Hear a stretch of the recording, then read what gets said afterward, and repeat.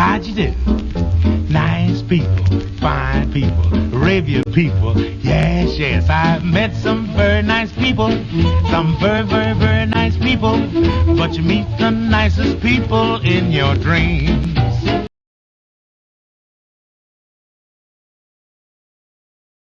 For a whole generation of young people who know King only through the pages of a history book. And yes, they know him through the words and wisdom of his preaching. But those of us who knew King, those of us who walked with him, and those of us who sat at his feet, we all have stories to tell, and he will live on through our stories. Our changed lives continue to bear testimony to his power to love. Martin Luther King had enemies. They were rich and powerful, black and white, male and female.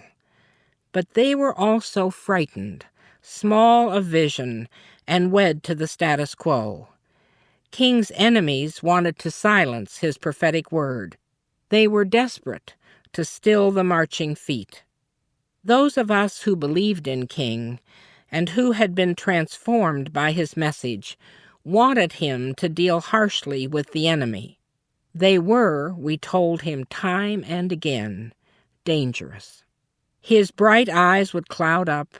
He would crease his brow and say to us, "Harsh treatment is not the way to deal with those who are dangerous." Violence, he reminded us often, only begets more violence. As he states in the sermon that follows, the strong person is the person who can cut off the chain of hate, the chain of evil. This was King's most persistent and most difficult message. He would often repeat the words you will find in this sermon. Somebody must have religion enough and morality enough to cut hate off and inject within the very structure of the universe that strong and powerful element of love. His commitment to the beloved community inspired us when he was alive and informs us still. King constantly preached that you must love your enemy. For such a message, he was jailed and ridiculed. He was accused of being a perpetrator of violence, even as he lived a countercultural life of nonviolence. His very being was a threat to the nation. He was seen as one who disrupted the careful order of life that preserved privilege and special status. His radical spirituality called the cool, unfeeling faith of many into question. He set about to turn the world upside down. And by his living and his dying, he proved that one man armed with truth and courage can move a whole nation. Hear his words. Love your enemies. We must love our enemies, because only by loving them can we know God. Of course, that is not practical. Life is a matter of getting even, of hitting back, of dog eat dog. My friends, we have followed the so-called practical way for too long a time now, and it has led inexorably to deeper confusion and chaos. For the salvation of our nation and the salvation of humankind, we must follow another way. This is the only way to create the beloved community. Come to know this man of history. Listen carefully to what he says, for in his message are lessons for living that will guide you all the days of your life. I have the pleasure to present to you Dr. Martin Luther King, Jr.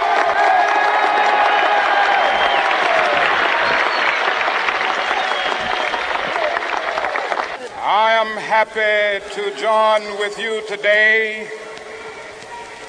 in what will go down in history as the greatest demonstration for freedom in the history of our nation.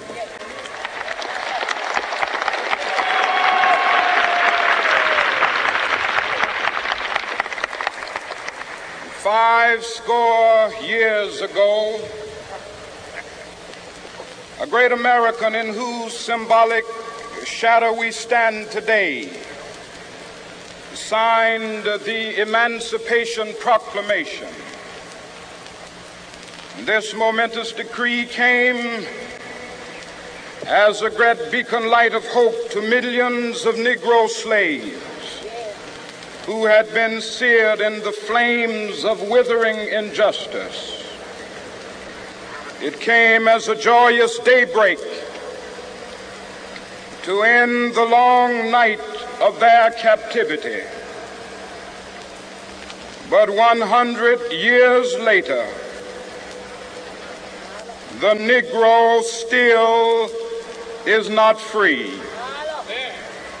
100 years later, the life of the Negro is still sadly crippled by the manacles of segregation and the chains of discrimination. 100 years later, the Negro lives on a lonely island of poverty in the midst of a vast ocean of material prosperity. 100 years later, the Negro is still languished in the corners of American society and finds himself in exile in his own land. And so we've come here today to dramatize a shameful condition. In a sense, we've come to our nation's capital to cash a check. When the architects of our republic wrote the magnificent words of the Constitution and the Declaration of Independence, they were signing a promissory note to which every American was to fall heir. This note was a promise that all men, yes, black men as well as white men, would be guaranteed the unalienable rights of life, liberty, and the pursuit of happiness. It is obvious today that America has defaulted on this promissory note insofar as her citizens of color are concerned. Instead of honoring this sacred obligation, America has given the Negro people a bad check, a check which has come back marked insufficient funds.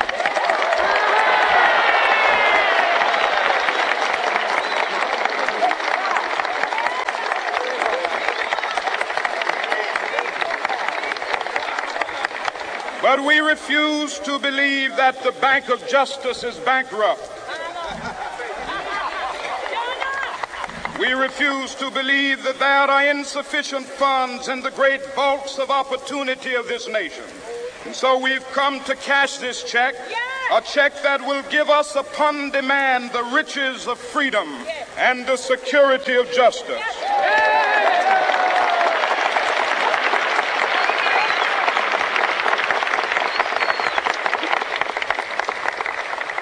We have also come to this hallowed spot to remind America of the fierce urgency of now. This is no time to engage in the luxury of cooling off or to take the tranquilizing drug of gradualism.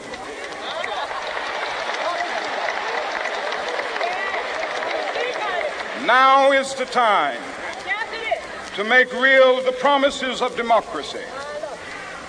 Now is the time to rise from the dark and desolate valley of segregation to the sunlit path of racial justice. Now is the time to lift our nation from the quicksands of racial injustice to the solid rock of brotherhood. Now is the time to make justice a reality for all of God's children. It would be fatal for the nation to overlook the urgency of the moment. This sweltering summit of the Negro's legitimate discontent will not pass until that is an invigorating autumn of freedom and equality. 1963 is not an end, but a beginning. Those who hope that the Negro needed to blow off steam and will now be content will have a rude awakening if the nation returns to business as usual.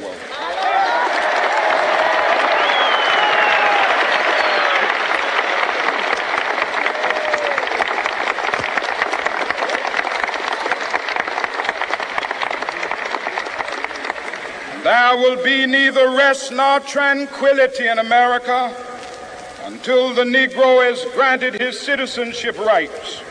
The whirlwinds of revolt will continue to shake the foundations of our nation until the bright day of justice emerges. But that is something that I must say to my people who stand on the warm threshold which leads into the palace of justice. In the process of gaining our rightful place, we must not be guilty of wrongful deeds. Let us not seek to satisfy our thirst for freedom by drinking from the cup of bitterness and hatred.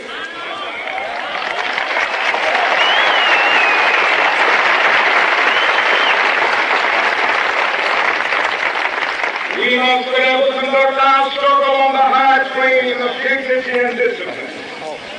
We must not allow our creative protest to degenerate into physical violence.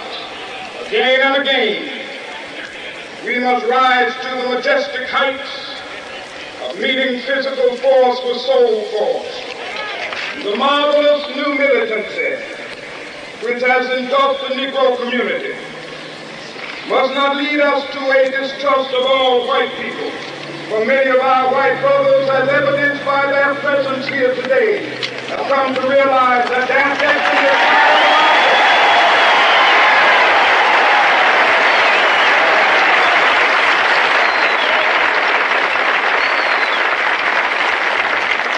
They have come to realize that their freedom is inextricably bound to our freedom. We cannot walk alone. As we walk, we must make the pledge that we shall always march ahead. We cannot turn back. There are those who are asking the devotees of civil rights, when will you be satisfied? We can never be satisfied as long as the Negro is the victim of the unspeakable horrors of police brutality. We can never be satisfied as long as our body is heavy with the fatigue of travel, cannot gain lodging in the motels of the highways and the hotels of the city.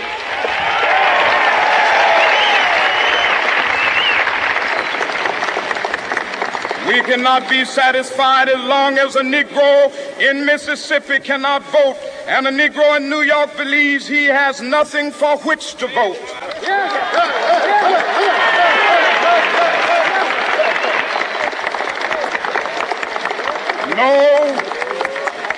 No, we are not satisfied, and we will not be satisfied until justice rolls down like waters and righteousness like a mighty stream.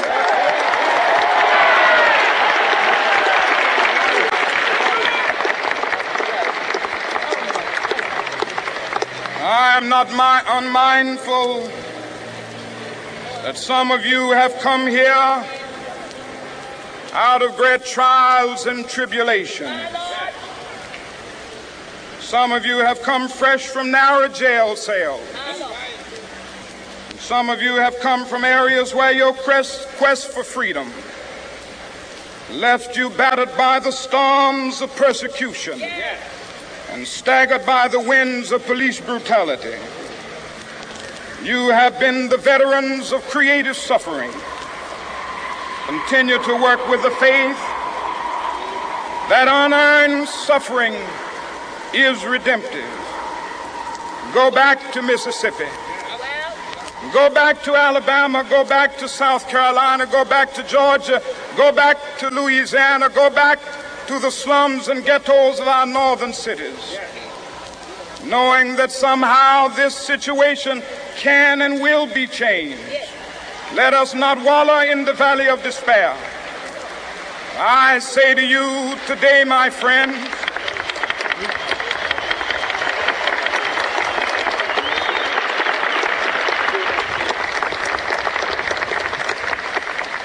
so even though we face the difficulties of today and tomorrow, I still have a dream. It is a dream deeply rooted in the American dream. I have a dream that one day this nation will rise up and live out the true meaning of its creed.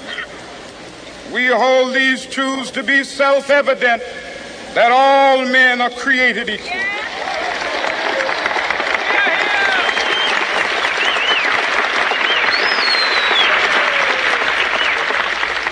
I have a dream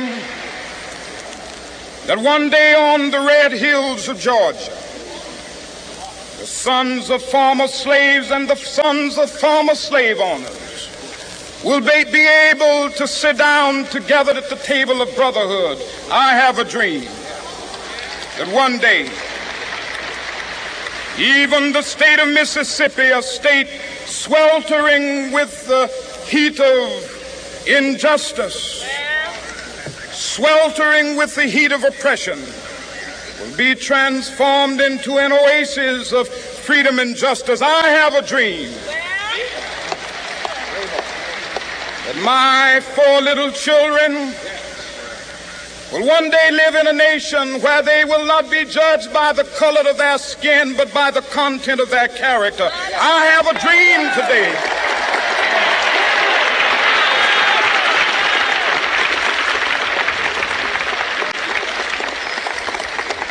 I have a dream that one day down in Alabama, with its vicious racists, with its governor having his lips dripping with the words of interposition and nullification, one day right there in Alabama, little black boys and black girls will be able to join hands with little white boys and white girls as sisters and brothers. I have a dream today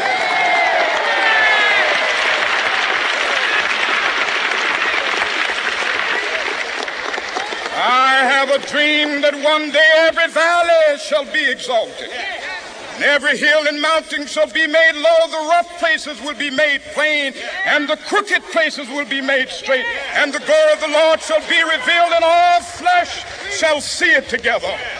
This is our hope. This is a faith that I go back to the South with. With this faith, we will be able to hew out of the mountain of despair a stone of hope. With this faith, we will be able to transform the jangling discords of our nation into a beautiful symphony of brotherhood.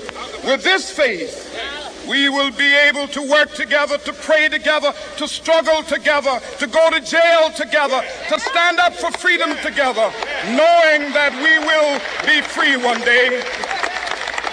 This will be the day when all of God's children will be able to sing with new meaning, my country, tears of thee. Sweet land of liberty, of thee I sing. Land where my fathers died, land of the pilgrim's pride. From every mountainside, let freedom ring. And if America is to be a great nation, this must become true. And so let freedom ring from the prodigious hilltops of New Hampshire.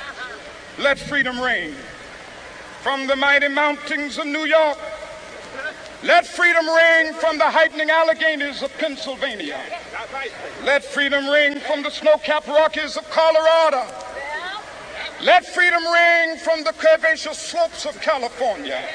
But not only that, let freedom ring from Stone Mountain of Georgia. Let freedom ring from Lookout Mountain of Tennessee.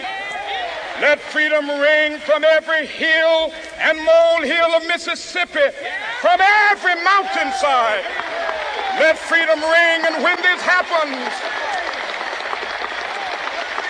when we allow freedom ring, when we let it ring from every village and every hamlet, from every state and every city, we will be able to speed up that day when all of God's children, black men and white men, Jews and Gentiles, Protestants and Catholics, will be able to join hands and sing in the words of the old Negro spiritual, free at last, free at last. Thank God Almighty, we are free at last.